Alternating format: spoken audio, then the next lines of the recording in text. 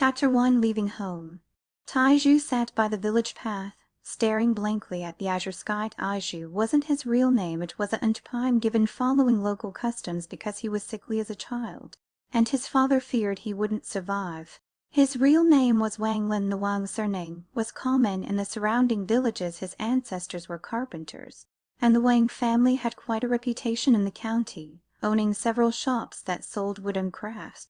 Taiju's father was a concubine's second son in the family and couldn't inherit the family business after marriage.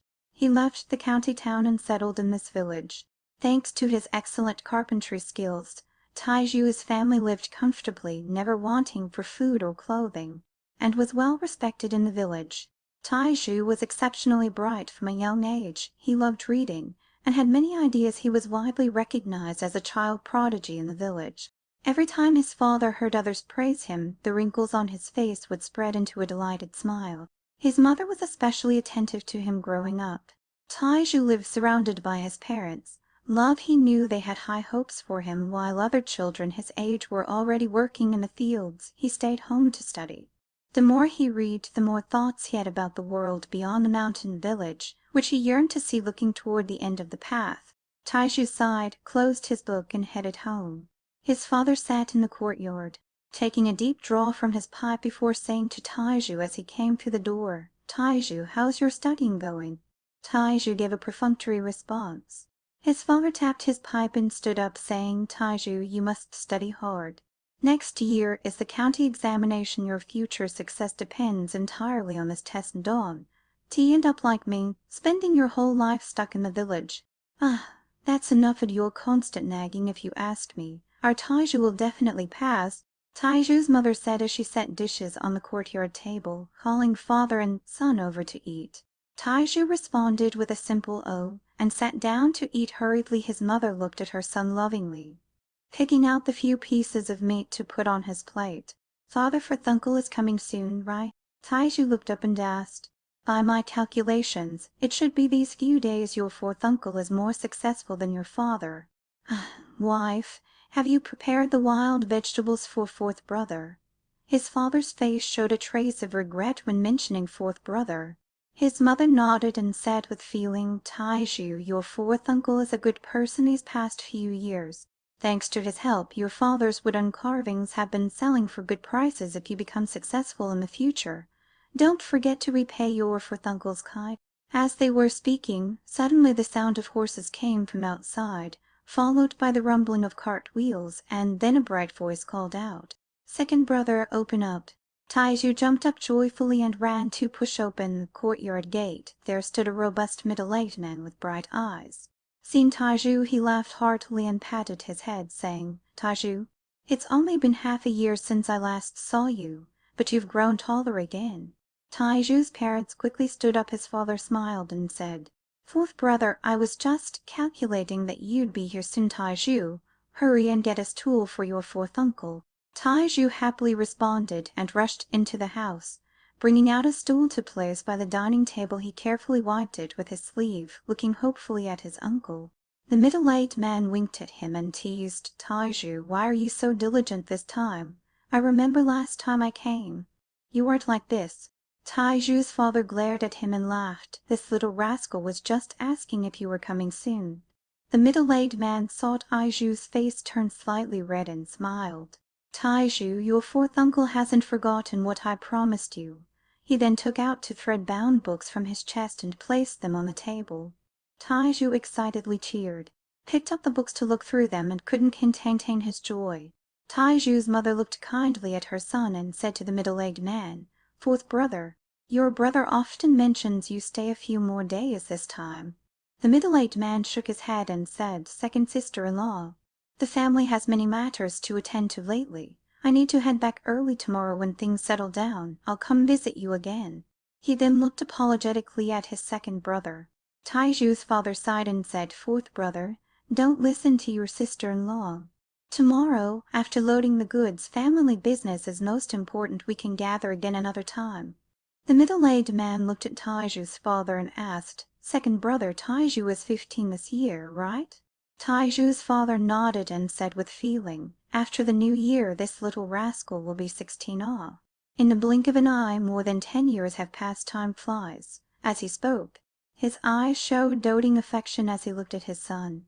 The middle-aged man pondered briefly, then his expression turned serious as he said, "Second brother, second sister-in-law, I have something to tell you. The Heng Yue Sect is accepting disciples this year. Our family has 3 recommendation slots, and I have one of them." Taiju's father started, losing color as he asked, "Heng Yue Sect? You mean that Heng Yue Sect full of Immortal?" The middle-aged man smiled and nodded. "Second brother, yes. That Immortal sect or family is considered prestigious in the area and has recommendation, but you know my son, he's not good at studying but excels at martial arts. I figure the Immortals probably won't accept him. This is a precious opportunity, and I see that Taiju has always been smart and loves studying. He might have a chance." Taiju's mother was overjoyed and quickly said, "Fourth brother, this." The middle-aged man patted Taiju's head and said, "Second brother, second sister-in-law, let's settle it like this. Let Taiju try. If he's really accepted, that will be his destiny." Taiju looked confused at his parents, and for Thunkel he didn't quite understand what they were talking about. "Immortals? Well, what were immortals?" Taiju hesitated before asking softly. The middle-aged man's expression turned serious as he looked at Taiju and said, "Taiju, immortals are beings who can fly back and forth in the sky. Each of them has vast supernatural powers mortals can comprehend." In his confusion, Taiju developed a hint of curiosity about immortals. Taiju's father excitedly stood up, pulling his wife to bow to the middle-aged man, but the middle-aged man quickly helped them up, saying sincerely, "Second brother, what are you doing? My mother died early, and if it weren't for second mother taking care of me when I was young, I wouldn't be where I am today. Taiju is my nephew. This is what I should do." Taiju's father was moved to tears and patted the middle-aged man heavily, nodding before turning to Taiju with stern words. "Wang Lin, remember this no matter what happens in the future. Never forget your Thunkel's kindness to our family, otherwise I won't consider you my son." Taiju's heart trembled. Though he was still confused about immortals, he could see from his parents' expressions how seriously they took this matter, so he knelt before his fourth uncle and kowtowed several times firmly. The middle-aged man helped Taiju up and said approvingly, "Good child, pack your things these next few days, and I'll come pick you up at the end of the month." In the evening, Taiju went to bed early, but he could still hear his father and Thunkel's voices from the courtyard. His father was very happy today, though he rarely drank. He insisted on having a few cups with Thunkel. Immortals? What exactly are they? Taiju was excited inside. His young heart vaguely knew this would be his opportunity, an opportunity to see the outside world. The next morning, Thunkel left Taiju's parents, walked with him all the way to the village entrance. On the way back, Taiju clearly saw that his father seemed to have become years younger, and the way he looked at Taiju was full of expectation. This look of expectation was much more intense than when he had wanted him to take the county examination. There were no secrets in the small mountain village. Even a dog having puppies would spread throughout the village instantly. Soon everyone in the village learned the news from Taiju's mother and came to visit. Everyone's gaze when looking at Taiju was different now, some envious, some jealous. "The Wang family has raised a good child. He's been accepted as a disciple of the Heng Yue Sect. I've watched Taiju grow up since he was little. This child has always been smart, and now he's becoming a Heng Yue Sect disciple. He'll definitely achieve great things in the future. Taiju has ability now. When you become successful, don't forget our village. Come back to visit often." Such words constantly reached Taiju's ears, gradually making it sound as if he had already become a Heng Yue Sect disciple. His parents beamed with joy every time they heard this, the wrinkles on their faces seeming to lessen. Whenever Taiju walked alone in the village, all the villagers who saw him would enthusiastically stop him with questions. Some even used him as an example in front of their own children, lecturing them. Half a month quickly passed. The news of Taiju becoming a Heng Yue Sect disciple spread rapidly, and villagers from surrounding areas within 10 miles came to offer congratulations, mainly to see Taiju. Everyone brought gifts when they came. Taiju's parents couldn't refuse them and had to accept. However, when these people left, they would prepare substantial return gifts. As Taiju's father said, "Our child will be a high and mighty immortal in the future. He can't owe so many favors, we must give return gifts to all visiting villagers." By this time, the Wang clan members had also learned about fourth uncle giving his son's lot to Taiju, and they came successively to offer congratulations. Taiju's father took these clan members very seriously. Many of them had looked down on him before, and some had even forced him out of the clan years ago. Now these people were coming to his home, making him feel as if years of frustration had been swept away at once. He discussed with Taiju's mother and decided to host them properly. They spent a lot of money to have the village teacher write invitations to send to the clan. The teacher refused to accept any payment, only requiring Taiju to acknowledge that he had studied with him since childhood. Taiju had no objection to this, it was the truth anyway.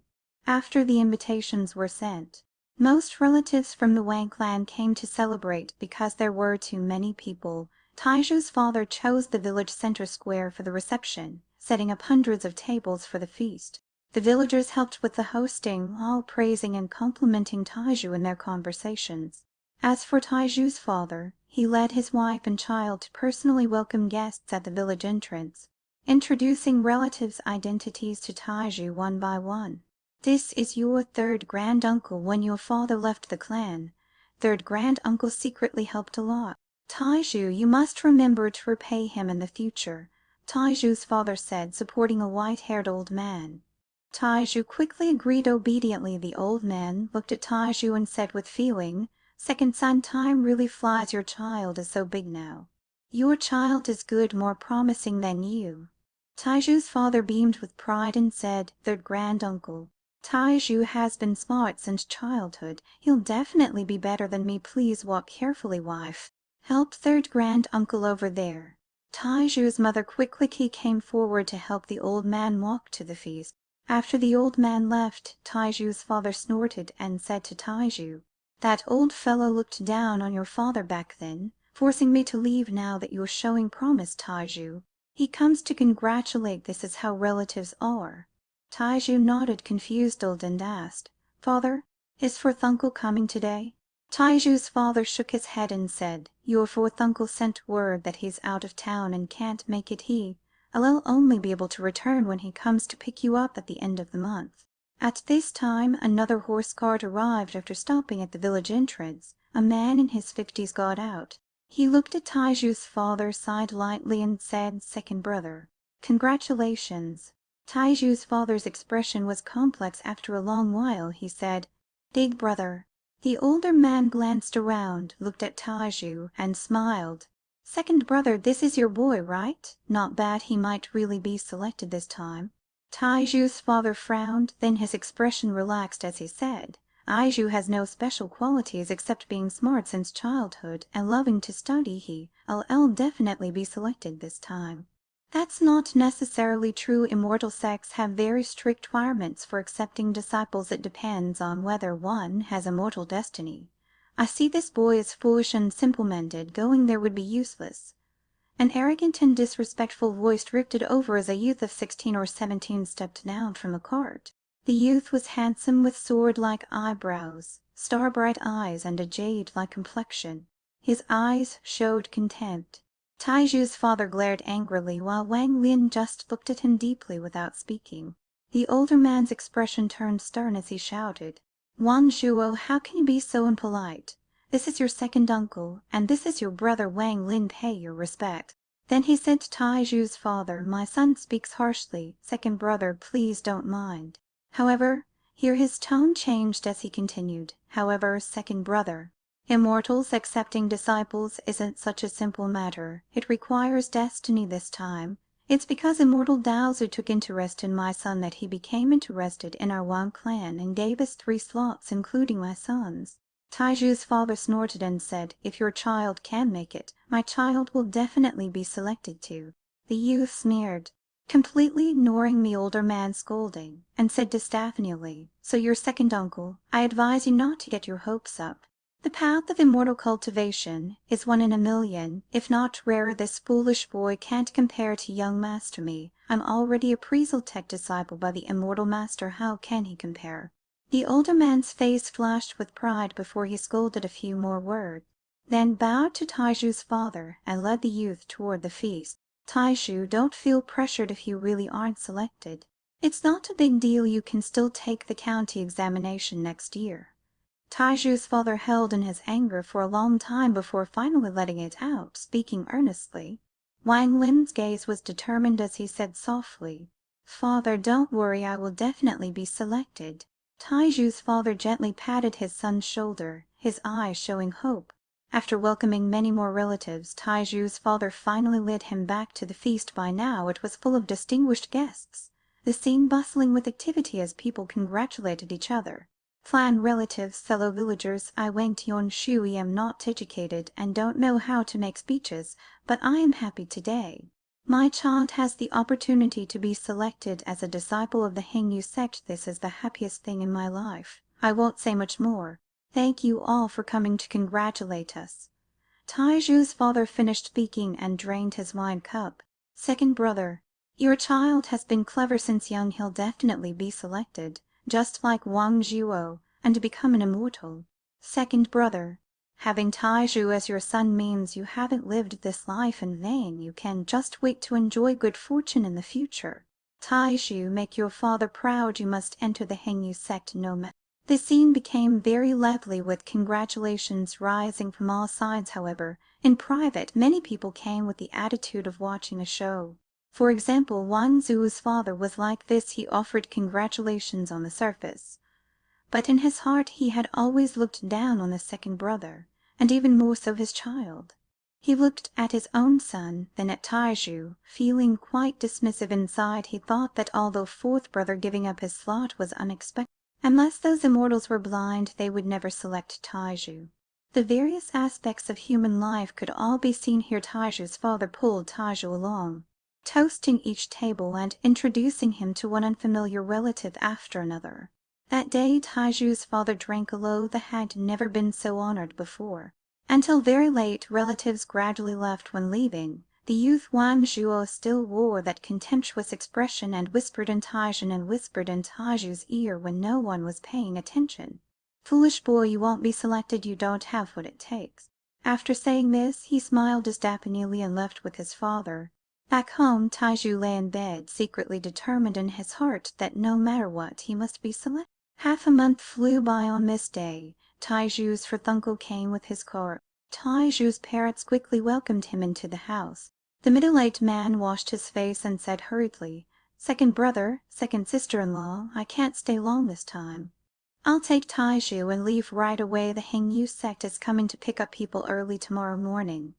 Taiju's father started, showing a trace of reluctance on his face, but decisively said, "All right, Taiju, go with your fourth uncle. If you're selected, then settle down properly in the Heng Yue Sect. If you're not selected, don't feel any burden, come back home." Taiju looked at his parents reluctantly and nodded heavily. His mother brought out a package from the room and said lovingly, "Taiju, listen to your fourth uncle when you're out there, Dawn. Tika's trouble. The outside world is different from home. Be more tolerant. When things happen, mother has prepared some new clothes for you. And your favorite roasted sweet potatoes. Mother will miss you if you're not selected, then come back." As she spoke, tears began to flow. Taiju had never left the village since he was born. This would be his first time leaving. Fourth uncle sighed beside them and said, "Taiju, make your parents proud. You must be selected. Second brother, second sister-in-law, the clan will have a grand celebration feast in a few days. I'm in a hurry today, but I'll come pick you up tomorrow to go together. By then, we'll know the results for all three clan children who were recommended." After saying this, he hurriedly pulled Taiju onto the cart, whipped the horses once, and departed. Taiju's parents kept watching the rapidly disappearing cart, tears flowing continuously. "Husband, Taiju has never left our side before. Will he be bullied out there?" And Taiju's mother bit her lip, her eyes showing reluctance to part. Children grow up and have their own fortune. Taiju's father took up his pipe and drew deeply, the wrinkles on his face suddenly increasing again.